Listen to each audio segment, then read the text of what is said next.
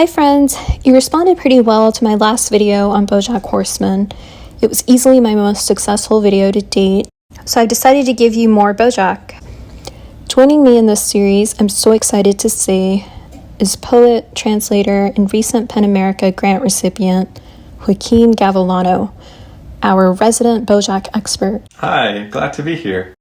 We're going to be discussing Season 5, but our discussion took over an hour, so I've split it into 4 parts.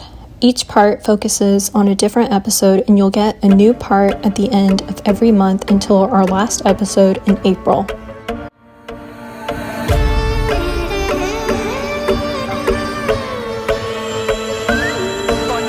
Season 5, Episode 8, Mr. Peanut Butter's Booze. Is that really the name of the episode? Yeah, isn't that funny? That is kind of funny. What I really like about this episode is that it has a really cool narrative frame.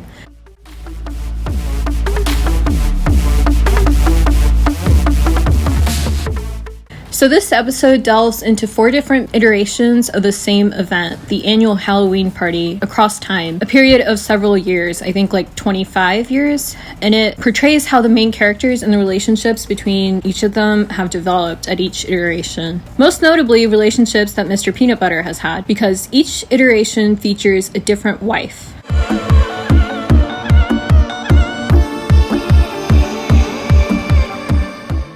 And one thing I really want to celebrate in this episode is what Diane says to Mr. Peanut Butter about dating young girls. Mr. Peanut Butter comes up to Diane and he's like, I don't know why this keeps happening. I take these amazing women and I ruin them. And Diane asks him, what do all these women have in common? They're young. You keep dating women in their 20s. They're not fully formed yet, and life changes people.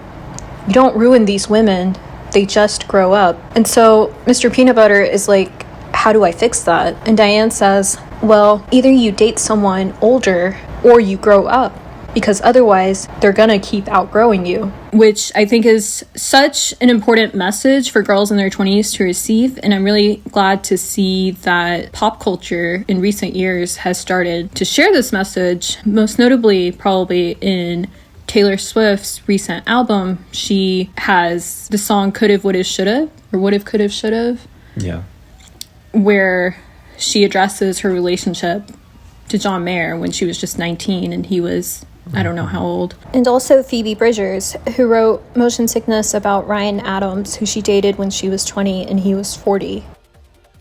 I think it's important to also notice that like this is happening more and more. I think last year Leo DiCaprio was making big headlines because he had just broken up with his ex-girlfriend who had just turned 26 or 25. I can't remember the exact date, but and apparently all the previous women he had dated in his life would never make it past 26 before they broke up. So it is definitely like a hot topic kind of thing happening in the industry, in film industry, music industry, and it's worth to notice, yeah. Throughout this video, we'll be sharing writing prompts inspired by our discussion. Your first prompt is to write a character who is forced to contend with their age for the first time.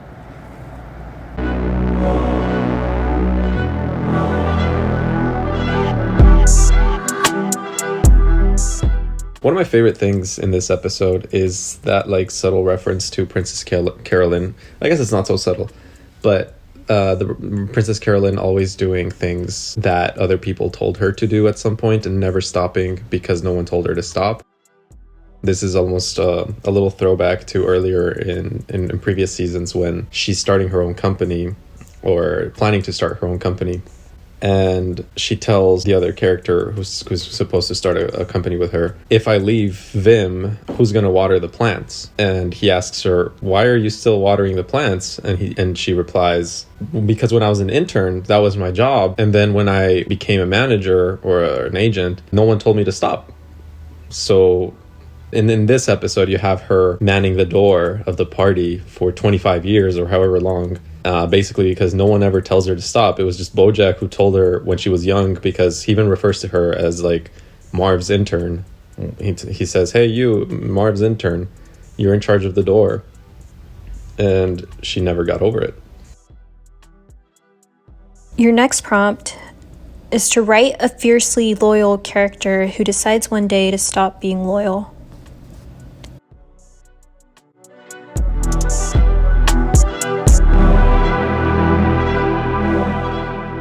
I think season 5 is a really good example of what like meta lenses do to narratives and how they can be effectively used. It's a really good example of just like dissecting your own story to try to prove a point or at least stress it even more. To me, at least from the way I interpreted that season and the way I've seen other people talk about it online too, it's pretty evident at least how in season 5 the writers of Bojack are trying to make a point that Bojack is not a good person.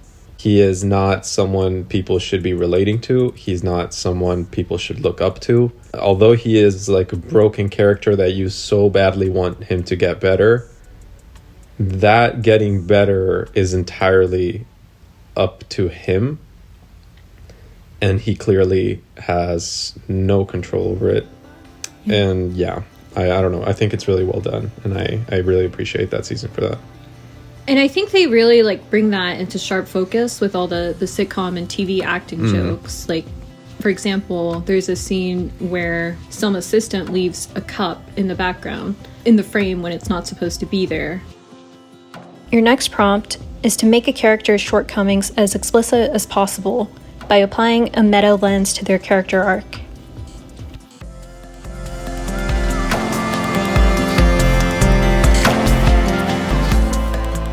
But it does have a lot of continuity issues because this episode shows us how Todd came to live with Bojack, but I think in an earlier episode, they had a different story for how they met. Yeah. No, that's right. I think it's the Giggle Ship episode where Todd and Bojack are like having a little bit of a fight, and Bojack couldn't remember how Todd and Bojack met each other. And Todd tells him a story about how they met.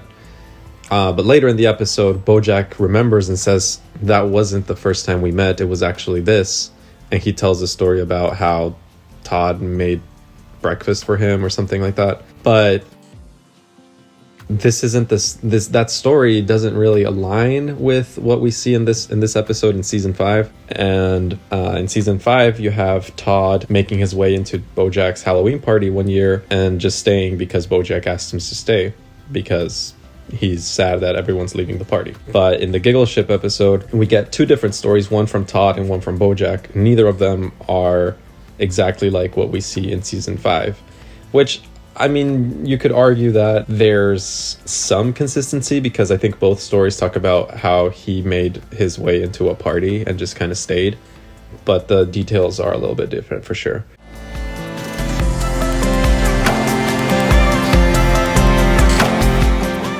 I think that the mention of the cup in this episode is a little bit of the writers kind of trying to cover their tracks because I think no matter how perfect of a storyteller you are, like no matter how good you are, there's always, especially with serialized material, there's always going to be some sort of inconsistencies that you don't catch and that your fan base is going to catch somehow.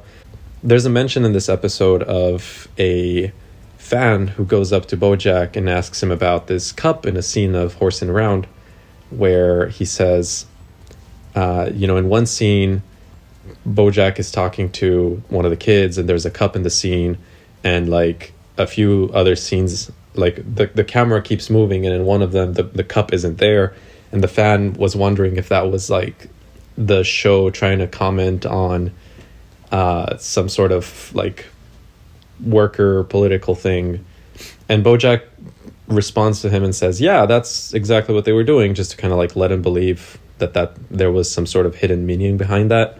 But Bojack reveals to us that no, in reality it was just that like some intern or like camera person left the cup in the scene, and there's no real meaning behind it. So I think that with that explanation, the writers are just kind of telling us that, there's going to be issues, and not everything we do, not everything we like mess up really has a deeper meaning to it.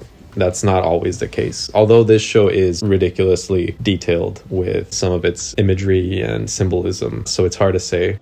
And with the way that it carries symbols and themes throughout. It's really good at keeping that consistent throughout. Absolutely.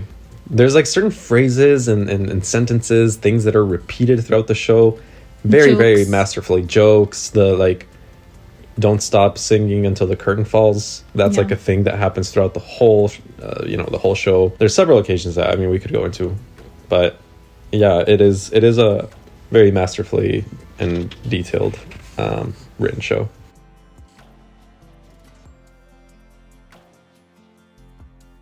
Thanks so much for joining us in this first discussion. Stay tuned for more, and be sure to like and subscribe so you don't miss it. Bye.